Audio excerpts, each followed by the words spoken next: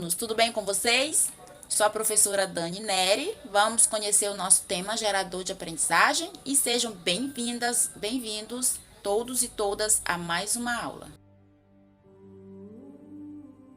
A aula hoje é Bantus e povos iorubás. Vamos dar uma contextualizada nesse assunto para que a gente possa entender. Pois bem, na África, ao sul do deserto do Saara, vivia e vive ainda hoje os Bantus, que possuíam uma origem comum e falavam línguas aparentadas, denominadas Bantas. Por volta de 1500 a 2000 anos antes de Cristo, os povos Bantus partiram de onde hoje é a República de Camarões e foram se deslocando para o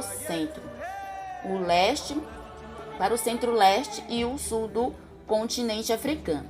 Esse deslocamento durou cerca de 250 anos e foi a maior migração já vista na história da África subsaariana.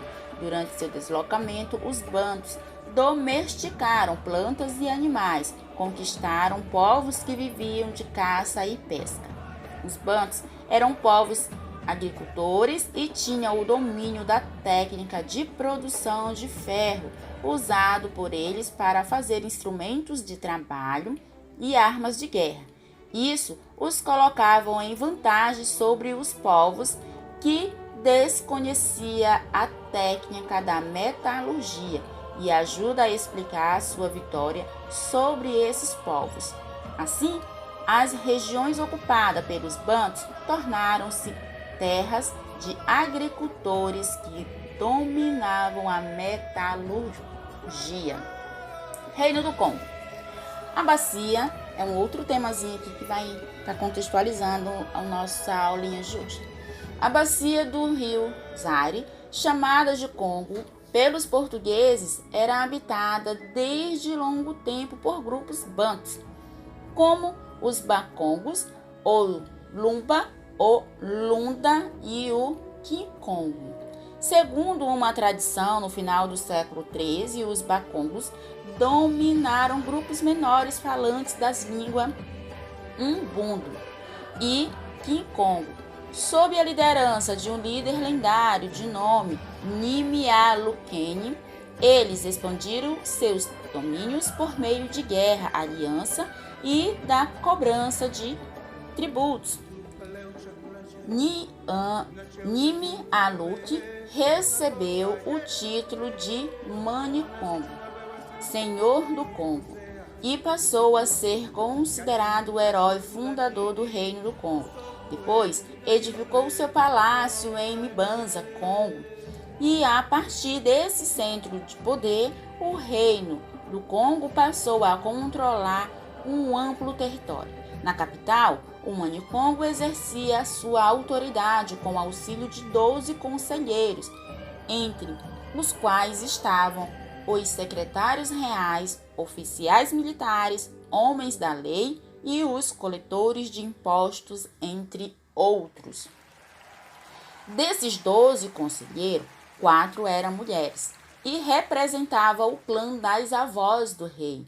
Os congos conheciam a técnica apurada da fusão do ferro. Segundo a tradição, o fundador do Reino do Congo era um rei ferreiro. Por isso, os trabalhos em ferro eram reservados aos nobres. No Congo, o comércio era intenso. Da capital do Congo partiram as caravanas que iam ao interior buscar ou levar produtos, com especial destaque para o ferro e o sal. O ferro ele era extraído na província de Missunde, no norte do reino. Já o sal, raro e precioso, vinha das salinas de Mipade e da província de Nidebru, no sul. As aldeias lubantas e cidades mibanzas pagavam ao tributo Mani-Congo. Em troca, lhes oferecia proteção espiritual, pois era visto como intérprete da vontade dos ancestrais e dos espíritos. Os tributos eram pagos em espécie, ou seja, era o sogro, o vinho da palma, metais, frutas, gado, marfim. Então, era essa forma de pagamento. E também em forma de dinheiro. A moeda do Congo era nisibo, uma espécie de concha marinha pescada na ilha de Luanda. A exploração dessas conchas era um monopólio do rei. O Manicongo repartia parte dos bens arrecadados com os líderes de linhagem, ou seja, com aqueles líderes que tinham a mesma linhagem, era da mesma linhagem de sangue, e das aldeias, estabelecendo assim uma aliança e um equilíbrio de poder no reino. Agora iniciamos falando de um outro povo, então são os Iorumbás. Vamos conhecer um pouco sobre mais esses povos. Quem eram os Iorumbás? Quem são, professor? Bem, são um dos maiores grupos étnicos da África Ocidental, com uma população de mais de 30 milhões de pessoas, viviam sobretudo em grande área do continente africano. Engloba os atuais países da Nigéria, Benin, Togo, Gana e Serra Leoa. O termo Yorubá, na verdade, é um termo genérico aplicado a diversas populações, que são ligadas entre si por uma mesma história e cultura. O termo também traz referência à língua falada pela maior parte dos povos iorumbás. E aqui, uma breve historiazinha também sobre eles. A história oral do povo iorumbá identifica sua origem como um grupo étnico a partir do reino de Ye-Ife, que surgiu e se desenvolveu ao longo do tempo, atingindo seu auge lá no século XII, o que é comprovado pelos vestígios arqueológicos. A cidade ela foi superada pelo Império de Oyo, que se tornou o poder militar e político iorumbá dominante. A partir do século XVII, Oyo era controlado por um Oba, ou seja, um soberano com vários títulos individuais, auxiliado pelos Oloies, conselho, que era isso? Esses Oloies, professor, nome difícil, conselhos formados por reconhecidos líderes regionais. Bem, o Império de Oyo era expansionista e entrava-se em guerra constantemente com os seus vizinhos, ou seja, ele sempre queria estar expandindo o seu domínio, então sempre estava buscando conquistar novas terras.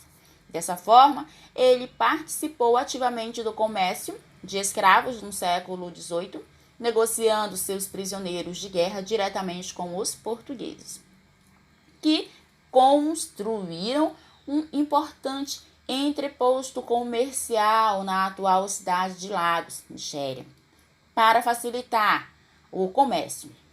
Então, essa relação comercial aí foi bem, como é que eu posso falar para vocês? Bem negociável, né? Todos os dois ali tinham os seus benefícios, então tinha contrapartida para os dois. Todo mundo saía satisfeito. Então, já ali a partir do século XIX, os iorumbás passam a sofrer uma série de ataques de vários adversários, entre eles o Fulani. Então, daí vocês imaginam, se a pessoa ela já um reino, um grupo, um exército, ele está ali sempre buscando conquistar, né, mais território. Logo, se ele está conquistando, está dominando povos, áreas, consequentemente, ele também adquire início seus inimigos. E é nesse contexto que isso vai acontecer. Que Fulani ali, né, eu acabei de dizer que sofreu aqui Yorumbás, eles sofreram bastante ataques. E aí o que acontece? Os Yorumbás, o Fulani, que é esse novo inimigo que surge, ele empurra os povos Yorumbás para o sul, ou seja, eles entram em conflito e Yorumbá recua, terminando com o poder do Império Oyo. Então, desse conflito, Yorumbá ele acaba perdendo ali o seu poder. Entre o final do século XIX e o início do século XX, maior parte das áreas de Iorubá já havia se tornado colônias britânicas, sob um sistema de governo indireto que imitava as estruturas tradicionais. Atualmente, a maior parte dos povos Iorubá está lá na Nigéria, constituindo uma importante etnia que representa cerca de 1/6 da população. São, na maioria, católicos, mas uma parte ainda são ainda islâmicos, ou seja, eles cultuam ainda, são da denominação católica, a religião deles, e outros ainda seguem o islamismo, então ainda tem essas duas religiões. Ficando o culto tradicional lá em terceiro lugar. O que é o tradicional? É a religião ali de matriz africana, então ela já fica em terceiro. Primeiro vem o catolicismo, depois o islamismo e em terceira de tradição mesmo de matriz africana. Como que era a economia destes povos, professora? Bem, a economia das cidades de Iorubá, elas vinham sobretudo do comércio. Seus comerciantes eram homens e mulheres. Circulavam por terras, pelos rios da região, em canoas, carregadas de produtos da floresta. O que tinha nessas canoas para comercializar? Pele de leopardo, pimenta, marfim, nós de cola. E o que mais? Objetos de couro, metal e marfim confeccionado por artesãos. Na cidade de Oyo, capital política de Iorubás, havia bairros especializados em curtume. O que é isso? É quando mexe com o couro, né? Serralheria e fundição. O que mais, professora? Iorubás no Brasil. Bem, entre os povos entre esses povos, né, entre o povo Iorubá, pessoas que vieram para o Brasil de forma forçada. Foi quem, professor? Sacerdotes, príncipes, líderes políticos e artistas que foram empregados, sobretudo, em trabalhos urbanos e domésticos, na cidade de Salvador e Recôncavo, Bahia. Embora trazidos à força e em condições adversas, esse povo, eles fizeram história e artes em solo brasileiro, ou seja, eles marcaram aqui o local por onde eles passaram. A arte de matriz africana, de matriz iorubá, ela pode ser vista em várias regiões do Brasil, mas é a Bahia o seu polo de irradiação, então lá onde tem a maior concentração. Porque lá nasceram ou viveram alguns dos mais grandes da música e da arte plástica de matriz de Iorubá. Na música temos vários artistas na tradição Iorubá, como os integrantes dos blocos de Oluntu e Lhe Aie Ea e a cantora Margareth Menezes. Então aqui somos alguns das pessoas que se destacam dentro dessa matriz Iorubá, matriz africana de denominação Iorubá. Tá bom? Então, fique com Deus. Até a nossa próxima aulinha. Por aqui eu me despeço de vocês.